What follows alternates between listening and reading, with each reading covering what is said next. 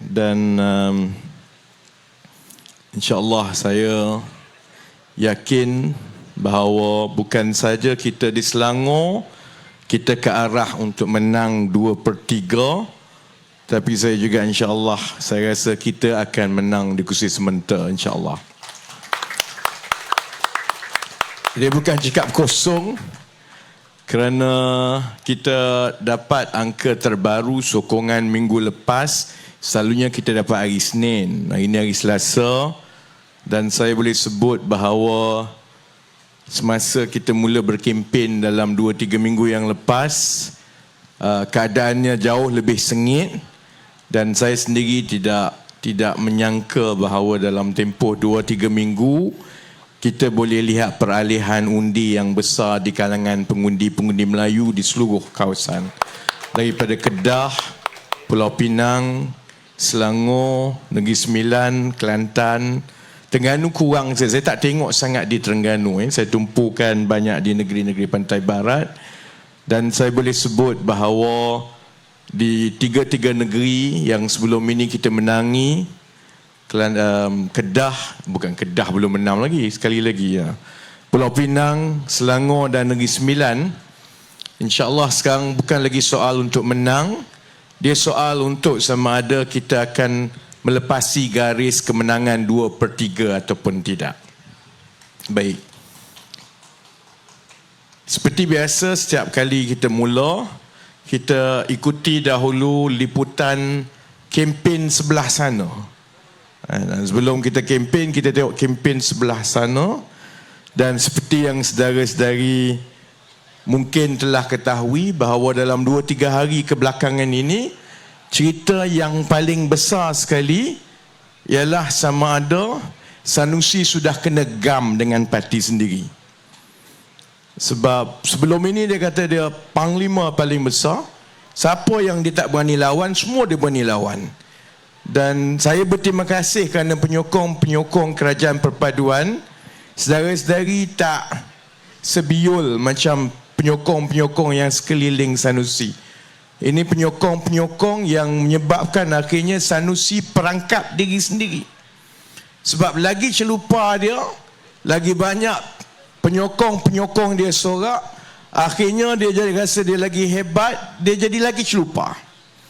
Jadi 2-3 hari kebelakangan ini malah saya sebenarnya di Kedah pada malam pertama yang Sanusi tak hadir. Malam pertama dia tak hadir, malam kedua dia tak hadir, malam ni dia ada ceramah ke tidak ni?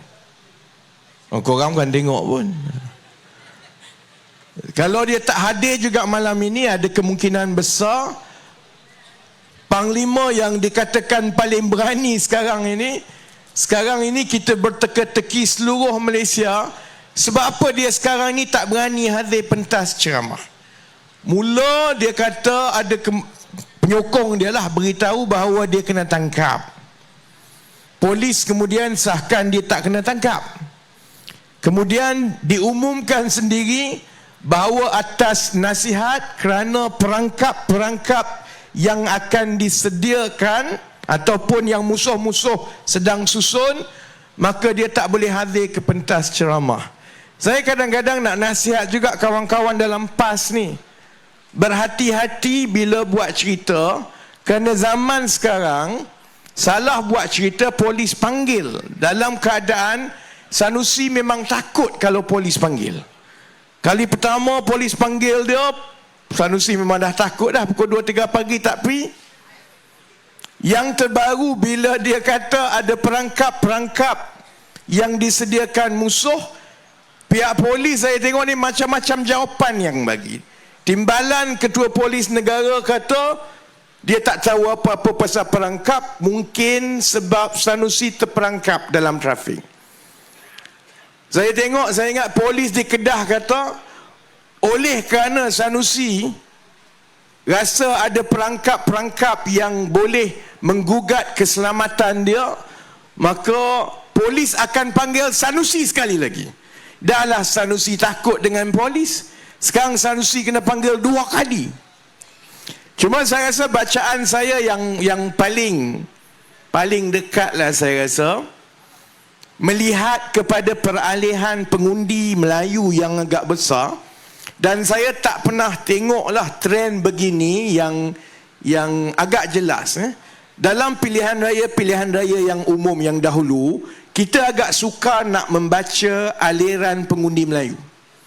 Kali ini agak jelas alirannya itu beralih. Maknanya daripada satu minggu ke satu minggu, undi kepada Perikatan Nasional memang jatuh. Daripada 3 minggu lepas, kemudian 2 minggu lepas, kepada minggu lepas. Dan kalau sebelum ini kita susah nak baca kerana pola itu berbeza-beza ikut negeri, sekarang ini memang agak jelas pola yang sama di seluruh negeri-negeri yang bertanding, iaitu ada peningkatan di sebelah Kerajaan Perpaduan dan ada penurunan yang jelas di sebelah Perikatan Nasional. Jadi saya ingat sebab itu perkara yang sama juga dikesan oleh Perikatan Nasional. Dan pandangan saya ialah yang paling tak berpuas hati kerana Sanusi ni dia fikir asal dia saja. Asal dia dapat klik TikTok, asal dia budak-budak dia semua ikut naik motor, dia tak peduli kesan dia kepada seluruh negara dan seluruh calon-calon Perikatan Nasional yang lain yang bertanding. Sebab dia mungkin rasa dia popular di Kedah dengan budak-budak motor dia, tetapi bila dia datang kat Selangor, dia biadab dengan Sultan Selangor. Dia pergi dekat Pulau Pinang, dia buat kacau kat Pulau Pinang. Dia pergi kat mana-mana, dia tak peduli. Apa yang dia rasa buat dia popular di Kedah sebenarnya menjauhkan lagi pengundi-pengundi di negeri-negeri lain. Sebab itu pandangan saya, yang saya tahu, bahawa atas bantahan daripada pimpinan Bersatu juga yang cukup tidak selesa sekarang, pimpinan PAS tidak ada pilihan kecuali gam dia daripada berceramah ataupun berucap dalam tempoh terakhir nak masuk pilihan raya ni. Sebab pilihannya payah untuk pimpinan PAS. Kalau dia biarkan terus Sanusi berucap dan berkelakuan seperti sebelum ini, mereka akan ambil risiko bukan saja sokongan itu makin menurun seperti yang ada sekarang, risikonya juga ialah perpecahan di antara mereka itu akan jadi makin teruk. Jadi saya harap kita ada 3-4 hari lagi. Saya harap kita terus bina momentum itu. Jangan ambil selesa, walaupun saya ingat Selangor ini insya-Allah, tapi saya juga kena ingatkan bahawa kerusi sementara adalah kerusi yang sengit. Calon. Mana calon lah? Tu calon. Kursi sementara, kursi sengit tau. Kan saya dok kata dah Selangor boleh menang, calon balik tidur. Kursi sementara ialah kursi yang sengit dan kita perlukan kursi-kursi seperti sementara ini untuk kita menang. Supaya menang Selangor tidak cukup dengan menang majoriti mudah. Kita nak menang Selangor dengan kita menang kemenangan 2/3 di Dewan nanti. Baik. Apa lagi yang berlaku di sebelah tingkap sana? Satu lagi yang berlaku ialah perpecahan. Yang terbaru dua hari lepas saya ingat, salah seorang daripada ahli majlis pimpinan tertinggi Bersatu, Doktor apa nama dia? Dr. Faiz Naiman. Saya ingat dulu-dulu cerita kalau tengah-tengah berkempen ni ada pimpinan parti keluar parti dan pimpinan yang senior, dia ada kesan yang cukup besar kepada jentera di bawah dan juga kepada pengundi-pengundi. Dr. Faiz yang umum keluar daripada Bersatu 2 hari yang lepas ialah poster boy kepada Bersatu. Ini ialah salah seorang pimpinan muda lewat 30-an yang ditampilkan sebagai Melayu baru yang ada dalam Bersatu ini. Profesional, kononnya tidak rasuah, kononnya tak penting diri, kononnya tidak pentingkan jawatan. Selalunya dalam 2-3 tahun yang lepas, kalau Bersatu nak buat kenyataan media ataupun nak buat komen, selalunya dia akan hantar Dr. Faiz ini buat. Giza gelak. Saya dah nampak dah ada macam sesuatu yang tak kena, kerana pemilihan calon-calon di Selangor untuk bersatu ni memang bermasalah. Kita tengok di kursi Batang Kali, dia boykot terus, bakar bendera, bakar baju dan sebagainya. Kalau pergi ke kawasan Dengkil, dalam pilihan raya umum yang lepas, Dengkil ini dimenangi oleh Bersatu. Kalau saudara-saudari yang orang sementara ni ada yang sampai ke Dengkil, dia macam pelik. Masuk kawasan lain, semua ada meriah mengundi bendera banyak semua. Dengkil, bagi pihak Perikatan Nasional macam tak ada apa-apa. Macam kosong saja. Sebabnya ialah penyandang yang sebelum ini digugurkan dan ada seorang calon payun terjun bekas pegawai tinggi kerajaan yang diletakkan di situ tanpa ambil kira bantahan jentera-jentera dan juga parti sendiri. Akhirnya bendera pun tak ada, meriah pun tak ada, dan tujuan yang saya ingat, mereka letakkan seorang bekas pegawai kanan kerajaan di Dengkil dengan harapan Dengkil ni ada banyak pegawai-pegawai kerajaan yang duduk sekitar Putrajaya, letak bekas pegawai kanan kerajaan. Maka mereka ingat senang dapat undi. Saya rasa yang dikejar tak dapat, yang dikandung berceceran. Jadi di Batang Kali pun macam itu, di Dengkil pun macam itu.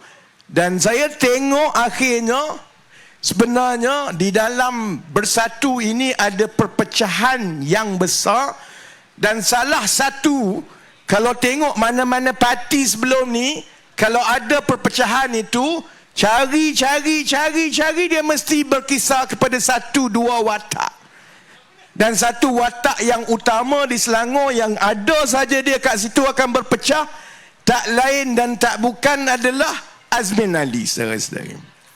Sebab itu Dr. Faiz bila dia keluar, salah satu sebab utama dia kata ialah kerana kartel-kartel yang ada dalam Bersatu sekarang ini telah menyebabkan Bersatu ini berpecah belah dan dah tak sama dengan semangat masa Bersatu mula-mula ditubuhkan dahulu.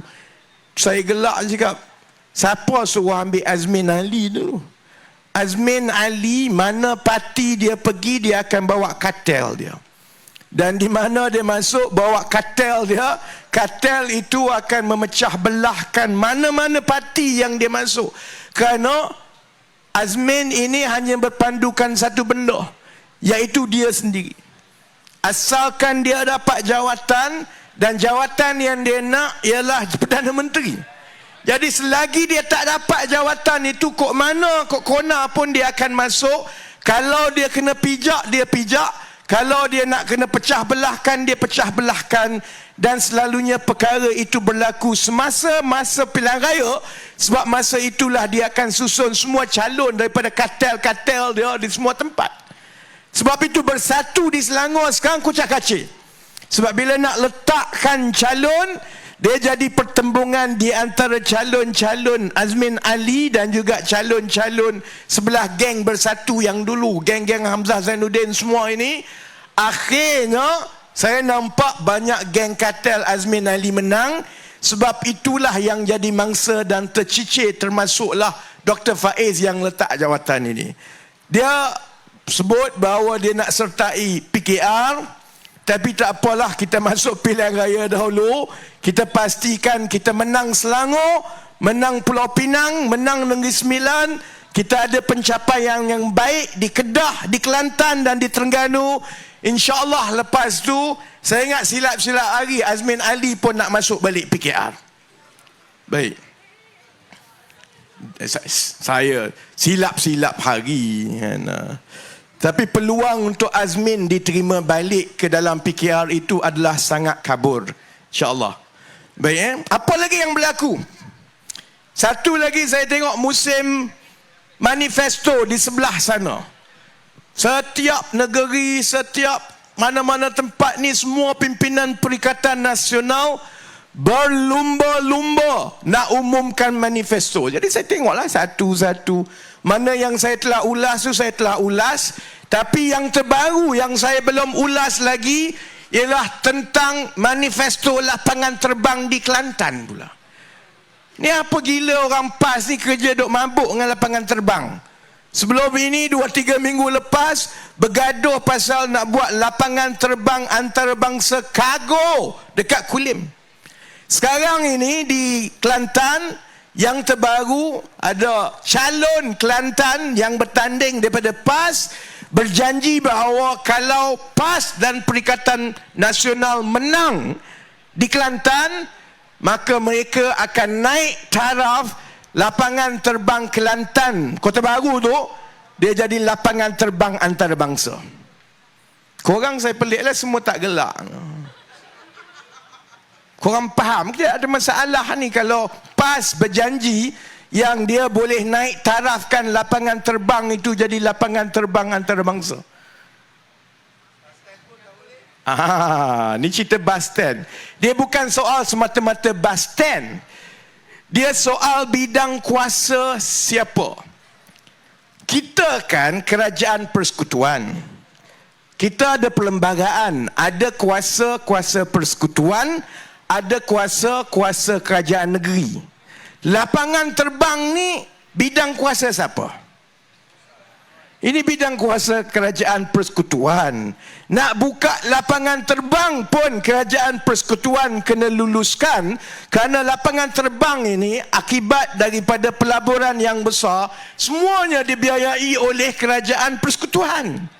Jadi soal nak buka lapangan terbang, nak bagi taraf, nak bagi hak pendaratan, nak bagi daripada jadi lapangan terbang serantau ke antarabangsa, itu semua adalah kuasa kerajaan persekutuan. Tapi kita tengok orang PAS ni, pimpinan PAS di Kelantan, dia punya tak malu. Sebab itu saya kata, kalau saya berkempen mati-matian dalam pilihan raya ini, dia bukan sangat soal macam Ni Amar duk kata ni, Anwar Ibrahim, pimpinan kerajaan perpaduan ni kempen betul-betul sebab tak yakin menang. Bukan sebab itu. Sebabnya ialah kita tak tahan dengan pembodohan ini. Saya tak sanggup lah tengok tiap-tiap hari, tak tahan tengok kempen ini. Kempennya membodohkan rakyat. Ada dia boleh beritahu kepada rakyat yang memang tak ada dalam bidang kuasa dia. Dia tidak ada kuasa mengikut perlembagaan. Dia tak ada wang. Malah dia memang tak reti pun nak buat macam mana. Tapi boleh dia masuk dalam pilihan raya. Dia ingat pengundi-pengundi bodoh. Sebab itu dia boleh janji, kalau PAS menang, dia pandai-pandai naik taraf lapangan terbang Kota Baru jadi lapangan terbang antarabangsa. Baik Jadi sebenarnya, kalau dia naik taraf sesuatu yang berkaitan dengan pengangkutan, sebenarnya datang apa yang dia boleh naik taraf yang dalam bidang kuasa dia? Stesen bas,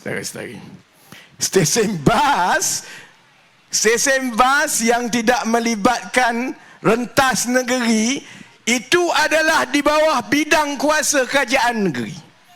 Jadi kalau betul lah Kelantan ni hebat, kalau pimpinan PAS dia betul-betul nak tolong rakyat, nak naikkan taraf pengangkutan di Kelantan, dia dah buat lama dah saudara-saudari. Sebab stesen bas di Kelantan itu adalah stesen bas yang paling antik sekali dekat negara ini. Sampai sekarang orang duk tunjukkan. Saya ingat Ni Amar lagi lah. Ni Amar bila dia kena tekan bertalu-talu tentang prestasi kerajaan PAS dalam mentadbir Kelantan, dia pun dah tak aci lah banding dengan Selangor. Dia kata kenalah banding dengan Pahang, miskin sama miskin. Orang pun tunjuk Pahang tak ada lah kaya. Tapi stesen bas Pahang ni di Kuantan Central tu jauh lagi bagus daripada stesen bas yang ada dekat Kota Baru. Sebab stesen bas yang melibatkan pengangkutan dalam negeri, bukan rentas negeri, itu adalah di bawah bidang kuasa kerajaan negeri. Sebab tu bila orang tanya bab lapangan terbang, dia berani janji yang bukan dalam bidang kuasa dia untuk dia naik taraf sebagai lapangan terbang antarabangsa. Sebab saya dah tahu dah. Contohnya, kalau dia minta, dia kata dia nak minta, memang dia tak ada niat nak buat dan takkan jadi pun, cuma mudah untuk dia salahkan kerajaan persekutuan. Macam Sanusi salahkan kerajaan persekutuan. Tapi kalau bab bas ini, sampai sekarang dah 40-50 tahun, masih lagi antik macam itu. Bila orang tanya kerajaan PAS Kelantan, ni Amar jawab apa? Kan nama dia stesen bas sementara. Sementara tu macam itulah, sementara yang tetap nak buat. Tak kisahlah lama mana stesen bas sementara itu. Dia tetap macam bangsal macam itulah sampai bila-bila. Jadi sebab itu saudara-saudari, saya yakin berdasarkan perkembangan kempen setakat ini, peralihan sokongan undi itu membuktikan satu perkara. Perikatan Nasional boleh saja bermain dengan emosi, boleh saja mengapi-ngapikan rakyat, tetapi yang menentukan menang kalah sesuatu parti dan calon dalam pilihan raya tak pernah penyokong tegar, saudara-saudari. Yang menentukan menang kalah ialah pengundi atas pagar. Dan pengundi atas pagar sangat jarang mengundi berdasarkan sentimen ketaatan kepada parti. Dia mengundi, dia tengok apa tawaran, dia tengok hujah yang diberikan, dan dia tengok bagaimana calon-calon dan pimpinan parti meyakinkan dia bagaimana kalau mengundi sesuatu parti atau calon, itu akan membawa kebaikan kepada dia dan juga keluarga dia. Sebab itu dalam tempoh 2-3 minggu yang lepas, walaupun saya nampak Perikatan Nasional cukup yakin sebelum ini yang mereka akan sapu bersih, sampai dia Azmin ni saya ingat dah tempah 2-3 baju baru nak angkat sumpah ni kot. Saya ingat sekarang ini mereka boleh merasakan bahawa keadaan itu jauh lebih sukar daripada yang mereka rasakan, kerana sekarang ini pengundi-pengundi atas pagar itu sudah tak jadi atas pagar, dan dari sehari ke sehari mula buat keputusan untuk bertukar dan akan mengundi kepada kerajaan perpaduan. Baik, Jadi akhirnya, kalau kita jadi Perikatan Nasional dalam tempoh 3-4 hari terakhir dan dalam keadaan semua dah habis modal dah di sebelah dia. Selama ini dia mempertaruhkan superstar dia, yang dia rasa seorang tokoh ini akan boleh mempengaruhi sehingga semua akan mengundi Perikatan Nasional. Sebab dia ingat anak muda semua suka kepada tokoh ini.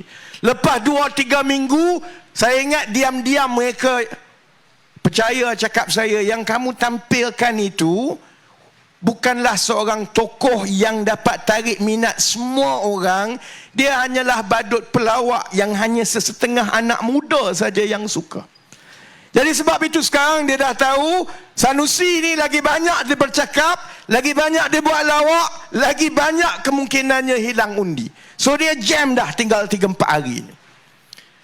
Dia nak cerita pasal perkauman semua, dia tak boleh, sebab pergolakan yang berlaku dengan gerakan itu semua orang nampak. Dengan DAP, dengan kerajaan perpaduan, kamu serang habis-habisan. Tapi dengan gerakan, kamu serah kursi majoriti Melayu kepada Presiden gerakan. Orang Penang semua boleh nampak.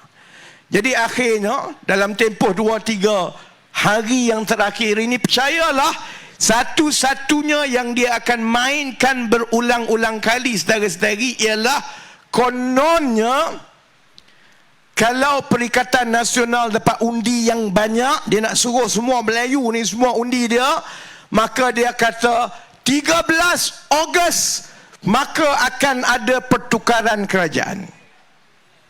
Ada orang pernah fikir tak macam mana kepala otak ada orang boleh fikir ni? Baik ya. Tapi ni saya nak cerita, otak dia ni terlalu pandai sebenarnya. Dia terlalu pandai, sebab itu orang biasa tak tercapai di akal kita. Sebab itu bila tanya kepada pimpinan Perikatan Nasional, dia kata ada banyak jalan untuk tukar kerajaan ini. Baik ya, untuk orang yang waras macam saudara-saudari yang ada yang menonton ini, kita tengok jalan perlembagaan. Jalan perlembagaannya ialah untuk menukar seorang Perdana Menteri. Ia mestilah bermakna calon yang mewakili satu gabungan itu mesti melepasi angka 112. Sekarang ini Perikatan Nasional ada 74. Kerajaan Perpaduan ada 148. Jadi untuk menukar situasi itu, maknanya selepas sahaja pilihan raya negeri hari Sabtu ini, 148 tolak 112, maknanya ada 36 orang ahli parlimen kemudian mesti beralih untuk sama ada tanda tangan SD ke ataupun tunggu dewan yang seterusnya ke, tapi mereka menyatakan secara terbuka dan secara rasmi bahawa mereka menyokong Haji Hadi ke, mereka menyokong Tan Sri Muhyiddin ke untuk jadi Perdana Menteri. Itu perkiraan dia tak? Macam mana perkara itu boleh berlaku? Atas kertas tak boleh berlaku lah. Sebab kita ada undang-undang anti lompat parti. Kalau seseorang itu dia keluar parti atau masuk parti lain, seperti yang pernah berlaku zaman Tebu Atap dulu, secara automatik kerusi dia kosong. Tak cukup je. Marilah 30 orang, dia kata, oh saya nak keluar daripada parti A, parti B, parti C, nak masuk parti Bersatu atau PAS. Daripada dia jadi wakil rakyat, tiba-tiba dia tak boleh. Dia tak nak jadi rakyat biasa. Dia pun tak ada kursi. Nak angka 112 daripada 74 pun tak dapat. Baik. Jadi jalan itu tak boleh berlaku. Perikatan Nasional pun tahu, rakyat Malaysia semua tahu. Undang-undang anti lompat parti telah memastikan perkara itu tak boleh berlaku. Jadi itu setakat itulah akal waras kita yang logik manusia rakyat Malaysia ni. Kok mana lagi boleh buat ni? Sebab kalau itu berlaku hanya dengan sama ada sesuatu parti itu keluar en blok. Kita ada banyak parti di dalam Kerajaan Perpaduan. Ada PH, ada BN, ada GPS, ada GRS, kemudian ada lagi parti warisan. Kita ada parti-parti lain. Setakat ini tidak ada mana-mana parti yang kalau dia keluar jatuh kerajaan.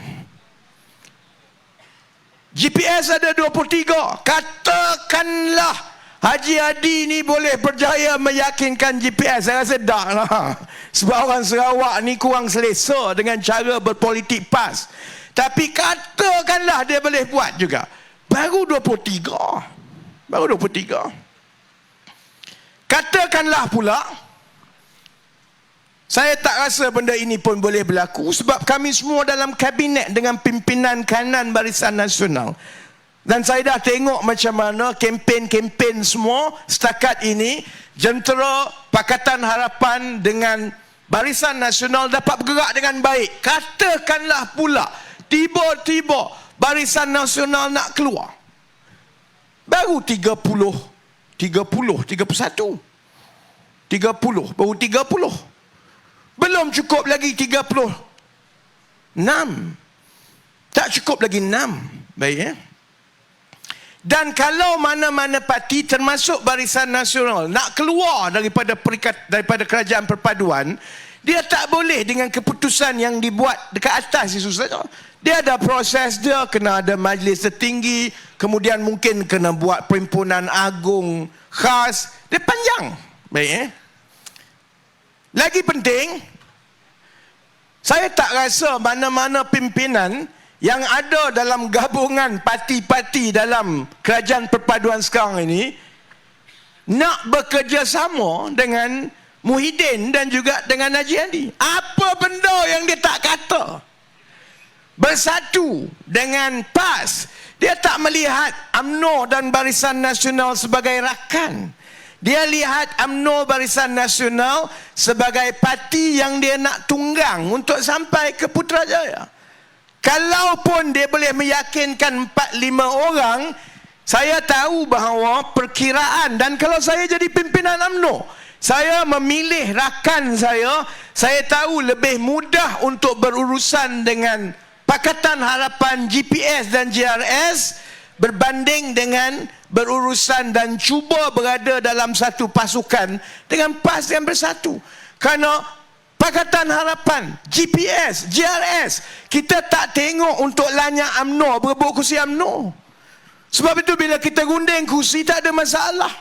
Berbanding dengan pengalaman UMNO dan pengalaman PKR sendiri merundingkan kursi dengan PAS dan bersatu. Unding dengan PAS dengan bersatu, habis dia nak sapu kat dia. Dia hanya nak tonggang kita asal dia dapat kursi yang lebih.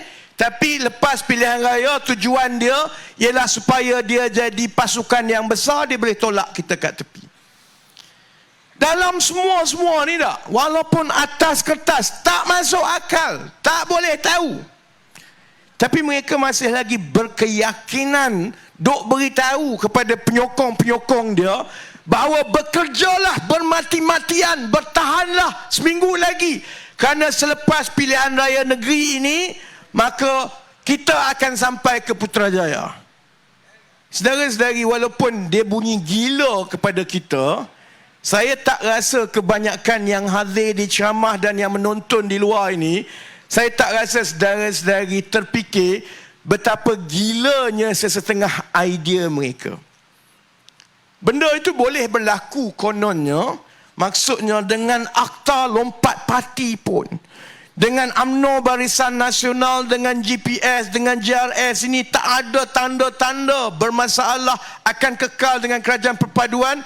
Mereka yakin benda itu boleh berlaku. Saudara-saudari nak tahu ada sesetengah kepala otak gila dalam Perikatan Nasional ni macam mana? Dia berharap begini.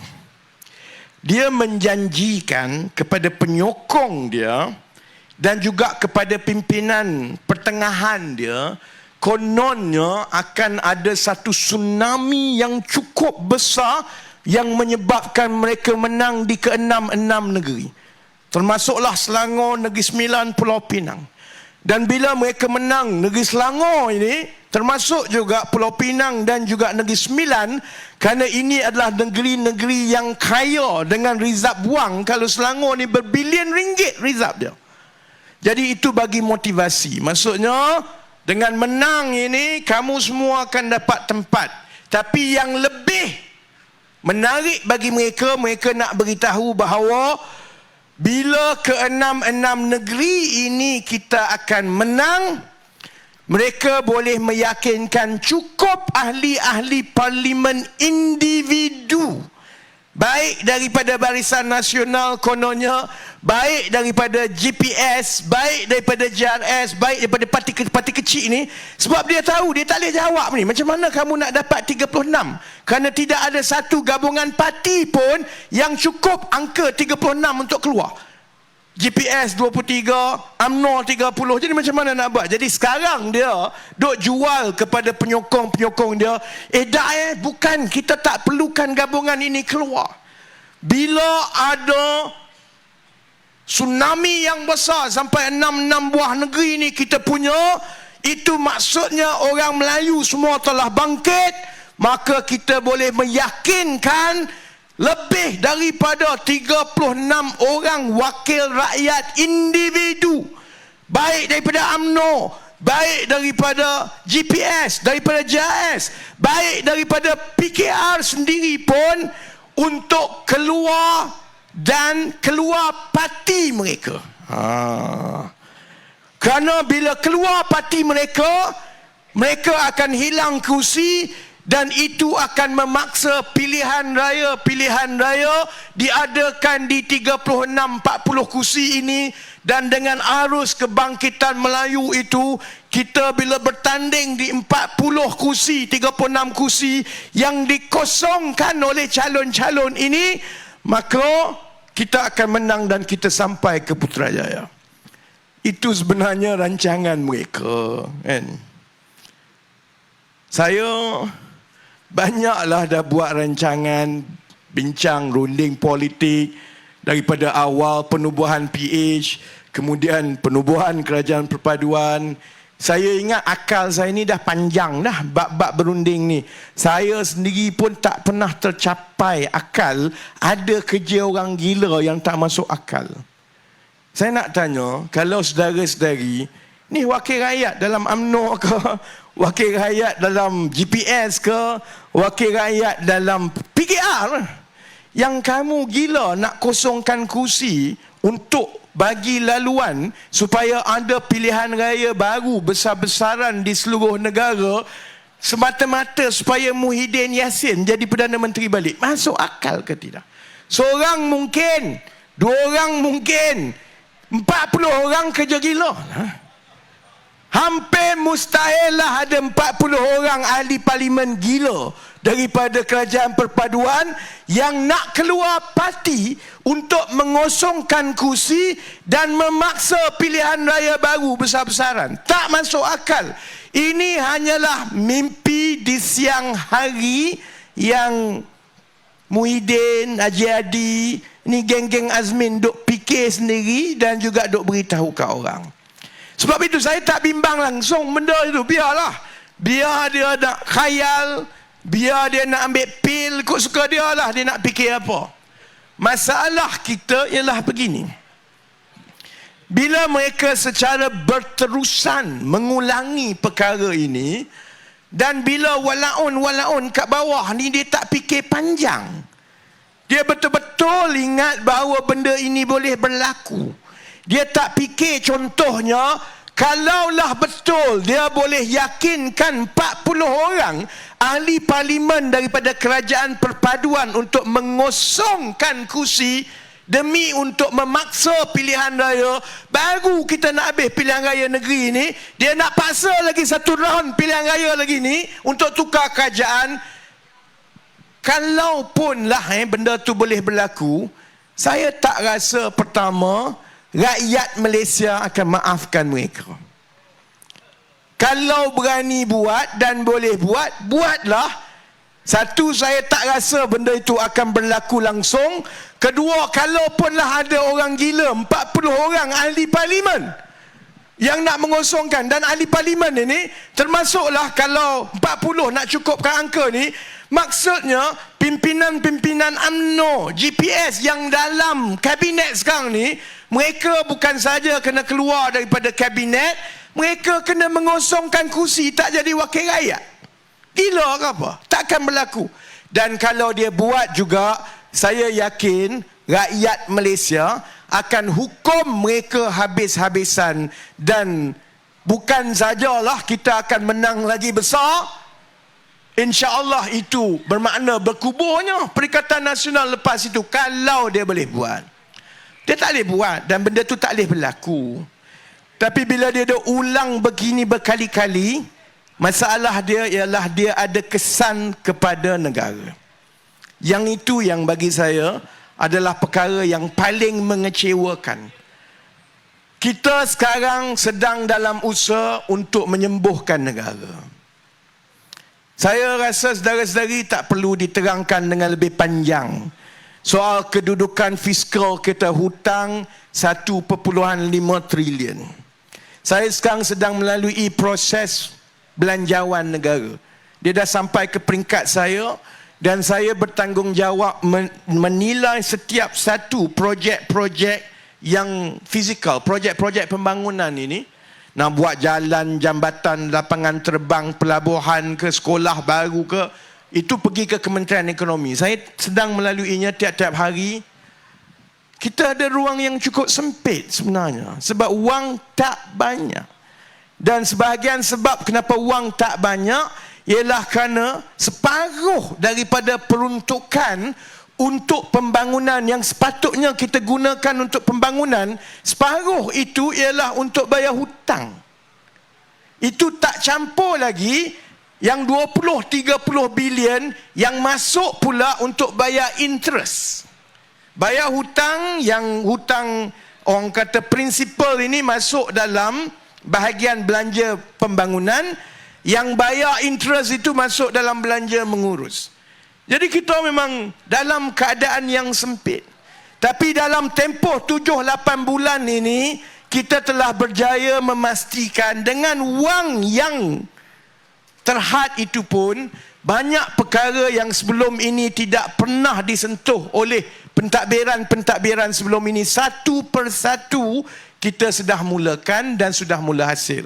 Dan bagi saya yang sebagai Menteri Ekonomi, yang paling penting ialah soal gaji rakyat. Macam Izzah cakap tadi, gaji rakyat kita ialah antara yang paling rendah bila dibandingkan dengan saiz ekonomi. Dan pada tahun 2022, bandingan gaji permulaan itu sama rendah dengan 20 tahun yang lepas. Kalau kerajaan tak campur tangan untuk menaikkan gaji rakyat, maksudnya generasi yang muda ini dari setahun ke setahun mereka lebih miskin daripada ibu bapa mereka. Mereka hidup, harta dan juga keupayaan kewangan mereka lebih rendah dan lemah daripada ibu bapa mereka, dalam keadaan mereka sebenarnya lebih terpelajar dan terlatih berbanding dengan ibu bapa mereka. Jadi kalau orang tanya saya, kenapa tak dibiarkan saja kepada majikan? Selama ini kerajaan tak nak campur tangan, biar kepada majikan. Kerana kalau kita terus biar kepada majikan, perkara ini akan terus berlaku dan kita akan berada di dalam satu situasi 20-30 tahun daripada sekarang yang masyarakat kita dihimpit daripada dua-dua arah. Yang muda gaji rendah dan tidak berkemampuan untuk menabung, untuk membeli harta, untuk bina keupayaan kewangan. Dia hidup kais pagi, makan pagi, tak kisahlah pergi universiti hebat macam mana pun. Itu yang muda. Yang tua, termasuklah yang ada kat sini yang umur 30-40 ni, 20-30 tahun daripada sekarang, saudara-saudari, terutamanya yang swasta, oleh kerana gaji sekarang gajinya rendah, simpanan untuk hari tua melalui KWSP itu tidak cukup tinggi. Kalau dulu-dulu zaman mak ayah kita, walaupun dia tidak terpelajar, dia tak ada KWSP, dia tak ada pencen, tapi bila dia menyekolahkan anak-anak dia kerja semua, bila dia bersara, anak-anak yang tampung zaman tua dia, jadi tak ada isu. Akan datang nanti wang ibu bapa yang umur 30-40an sekarang ini, 50an, wang kita sebelum kita bersara, kita habiskan untuk kita hantar anak-anak kita belajar untuk masuk universiti dengan harapan mereka boleh tanggung kita. Tapi oleh kerana gaji kita rendah, gaji dia pun rendah, dia keluar, dia sendiri pun susah nak tanggung diri dia, apatah lagi diri kita. Dan bila kita bersara, caruman KWSP kita paling lama 5 ke 10 tahun saja boleh bertahan. 20-30 tahun sekarang, salah satu perkara yang saya sedang tangani di Kementerian Ekonomi ialah bagaimana mempersiapkan negara kita untuk berhadapan dengan situasi masyarakat menua yang akan berlaku. Benda itu sudah pun mula berlaku sedikit-sedikit. Dan untuk kita keluar daripada risiko begitu, maka sebab itu kerajaan dah buat keputusan untuk campur tangan terus dalam menaikkan gaji pekerja-pekerja swasta dan awam. Sebelum ini tak pernah dibuat. Tapi untuk ini berlaku, ia bermakna ekonomi kena stabil. Ia bermakna pertumbuhan ekonomi itu kena terus naik dan berlaku pada kadar yang baik. Ia bermakna untuk ekonomi terus stabil dan pertumbuhan yang baik, kita perlu yakinkan pelabur-pelabur dalam dan luar negara bahawa keadaan politik di negara kita stabil, tak bertukar-tukar. Macam mana pelabur nak masuk, baru tengah nak masuk, semua tengok dalam 7-8 bulan yang lepas berita baik demi berita baik, tiba-tiba dia tengok Haji Hadi kata mungkin lepas ini saya Perdana Menteri. Larilah dia. Tengah cantik-cantik ekonomi tumbuh, pasaran saham dalam 4-5 minggu yang lepas antara yang paling banyak dapat pelaburan luar. Tiba-tiba Muhyiddin kata lepas ni I'm back. Orang dah ingat dah, tak lupa lagi 18 bulan masa dia jadi Perdana Menteri dulu, pelabur lari semua. Sebab itu saya kata, ini bukan soal saya langsung tak ambil pot lah. Kalau dia duk cerita nak khayalkan penyokong-penyokong dia, kononnya mereka akan bentuk kerajaan persekutuan yang baru. Benda tu takkan jadi. Saya tahulah dia bolehlah yakinkan beberapa kerat daripada penyokong-penyokong dia supaya menjadi kerja bersungguh-sungguh ni nak bagi menang. Lepas itu bila kalah dan dia tak bentuk kerajaan, nanti kalau ramai-ramai nak masuk PKR, nanti payah juga kita. Tapi kita juga tahu bahawa benda tu pun tak ada masalah. Yang saya marah ialah demi cita-cita peribadi 2-3 kerat. Azmin Ali dengan cita-cita dia, Muhyiddin Yassin dengan cita-cita dia nak jadi Perdana Menteri balik, sedangkan semua mereka telah diberikan peluang oleh rakyat untuk buat perubahan. Tan Sri Muhyiddin dah ada 18 bulan sebagai Perdana Menteri. Azmin Ali dah jadi Menteri Besar 4 tahun lebih. Zaman dia tu daripada rizab tinggi, turun ke bawah. Lepas dia tak jadi tu, kita kena bina balik, naik ke atas rizab. Lah ni dia nak datang balik dah, dia nak belanja balik. Dia dah ada peluang sebagai Menteri Besar, dia juga dah ada peluang sebagai Menteri Kanan Ekonomi. Sampailah ni kita tak tahu buat apa. Saya tahu, saya sebenarnya tak sembang sangatlah cerita masa Azmin dekat Kementerian Ekonomi ke apa. Saya tahulah, saya ambil tempat itu lah. Bukan saja kita tak tahu dia buat apa dekat situ, pegawai-pegawai pun tak tahu dia buat apa dekat situ. Sebab semua orang tak tahu dia buat apa. Dia masuk, dia tak keluar bilik dia, tak ada orang tahu dia buat apa. Sepanjang 2 tahun dia jadi Menteri Ekonomi. Pegawai pun tak tahu, rakyat pun tak tahu.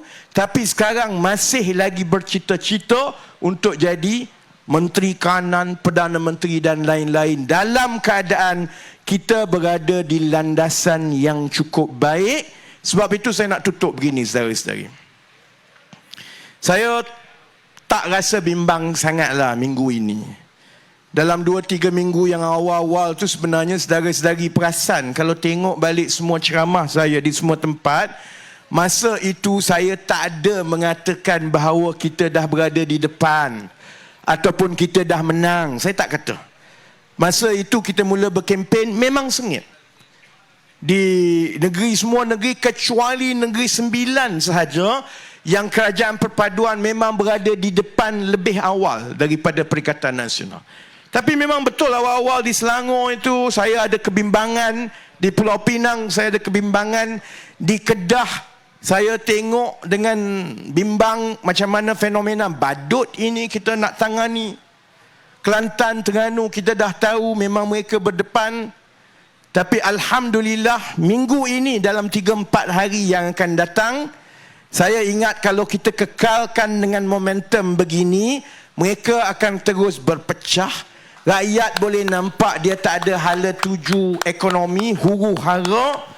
Dan insya-Allah lebih ramai pengundi-pengundi atas pagar akan buat keputusan untuk mengundi kita. Sebab itu bagi saya insya-Allah kita tidak ada masalah untuk menang di Selangor, Pulau Pinang dan Negeri Sembilan. Dan insya-Allah saya rasa Negeri Sembilan itu kita sudah pun melepasi garis menang 2/3. InsyaAllah setakat hari ini. Dalam pecutan 3-4 hari akan datang ini, kalau kena cara dan kalau kita terus tumpu kepada rakyat, jangan sangat tunjukkan semua ini mengenai kuasa dan kedudukan. InsyaAllah saya juga yakin kita juga akan melepasi garis kemenangan 2/3 di Selangor, dan insyaAllah boleh juga garis kemenangan 2/3 di Pulau Pinang. Sebab itu insya-Allah dalam tempoh 3-4 hari terakhir ini, pimpinan-pimpinan kanan kita juga akan bertumpu ke Kedah. Kerana kita akan bawa tumpuan kita untuk kita gempur apa yang disebut sebagai kubu mereka, kerana kita rasa insya-Allah Selangor, Pulau Pinang dan Negeri Sembilan sekarang telah selamat. Jadi dengan itu, saya berharap supaya yang di bawah dan kursi sementara masih lagi seperti saya sebut, kerusi yang mencabar. Ini kursi yang bertukar-tukar tiap pilihan raya ni. Ini kursi yang sangat swing ni. Tapi insya-Allah dia semakin dekat untuk kemenangan. Dan sementara penting kerana dia juga adalah kursi-kursi yang melambangkan kursi majoriti Melayu di pantai barat Selangor. Dalam bahasa Inggeris, maksudnya sementara ini adalah a bellwether seat. Kalau sementara beralih, insya-Allah kursi-kursi lain juga akan beralih dan akan memenangkan calon-calon daripada PH dan BN dalam pilihan raya negeri kali ini. Jadi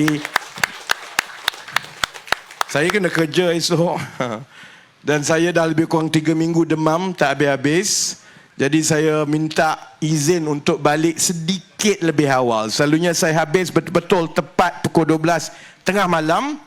Tapi di sementara ni saya ingat 10 minit lebih pendek pun sudah cukup untuk membakar semangat saudara-saudari yang ada, yang hadir, untuk kita pastikan beberapa perkara. Pertama adalah cukup penting supaya jentera PH dan BN di bawah itu bergerak seiringan bersama-sama dalam kempen dalam tempoh 3-4 hari yang akan datang ini. Kerana pengundi atas pagar Melayu, mereka nak lihat bahawa perpaduan, persamaan ini ialah persamaan yang dipegang oleh kepentingan negara, bukan sebagai permainan politik. Mereka boleh faham kalau pimpinan kanan di peringkat PH dan BN itu boleh membuat strategi untuk bekerjasama. Tapi mereka nak tengok sebenarnya persefahaman itu sebenarnya sampai ke bawah, barulah mereka yakin bahawa persefahaman itu betul-betul dipegang oleh kepentingan negara dan masyarakat. Jadi tumpukan supaya kerjasama jentera PH dan BN di bawah itu bekerja dengan baik. Kedua, calon dan jentera kena tumpu kepada pengundi-pengundi muda 24 tahun sampai 18 tahun dalam 3-4 hari terakhir. Kerana di seluruh 6 negeri yang kita bertanding ini, secara puratanya, Kerajaan Perpaduan telah pun melepasi sokongan Perikatan Nasional untuk semua kumpulan umur 24 tahun ke atas. 25 ke 35 kita mendahului, 36 ke 45 kita mendahului, 46 ke 55 kita mendahului. Yang tua tu lagi lah, satu-satunya kumpulan pengundi yang Perikatan Nasional masih lagi berada di depan ialah kumpulan pengundi kali pertama 18 tahun ke 24. Jadi dekati mereka, yakinkan mereka dan tunjukkan kepada mereka bahawa mengundi ini ialah untuk demi masa depan mereka.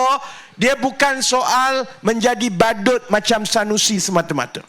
Dan kalau kita boleh lakukan itu dalam tempoh 2-3 hari yang akan datang, saya doakan yang terbaik supaya sahabat-sahabat yang bertanding di sini dan kursi-kursi sekeliling ini, bagi pihak PH dan BN, saya ucapkan selamat maju jaya. Bila saudara-saudari dah jadi wakil rakyat nanti, ingatlah bahawa seperti mana saudara-saudari boleh diangkat jadi wakil rakyat kali ini, saudara-saudari juga boleh dibawa turun di musim yang akan datang. Yang akan menentukan itu ialah keikhlasan saudara-saudari dalam berkhidmat kepada rakyat. Jadi calon yang menang ini dia tak ubah seperti pengantin. Masa berkempen semua orang duk sayang, semua orang duk tengok, senyum rata-rata, semua orang duk raikan. Bila dah jadi wakil rakyat, bersedialah kena maki kiri kanan. Kalau tak nak kena maki kiri kanan, belajarlah menjadi wakil rakyat yang selalu turun ke bawah, yang tak lupa daratan, yang tak berubah lepas dia jadi wakil rakyat pun, sedikit pun dia tak berubah dengan cara dia sebelum itu. Kalau itu dapat dibuat, insya-Allah saudara-saudari yang diberi tanggungjawab jadi calon dan insya-Allah akan menang ini boleh kekal lama menjadi wakil rakyat dan akan dikenang lama tanpa ada kontroversi macam Azmin Ali dengan katil-katil dia yang duk sibuk masuk daripada satu parti ke satu parti. Jadi dengan doa itu, saya harapkan yang terbaik, saya doakan yang terbaik. Saya sudahi dengan wabillahi taufiq wal hidayah. Wassalamualaikum warahmatullahi wabarakatuh.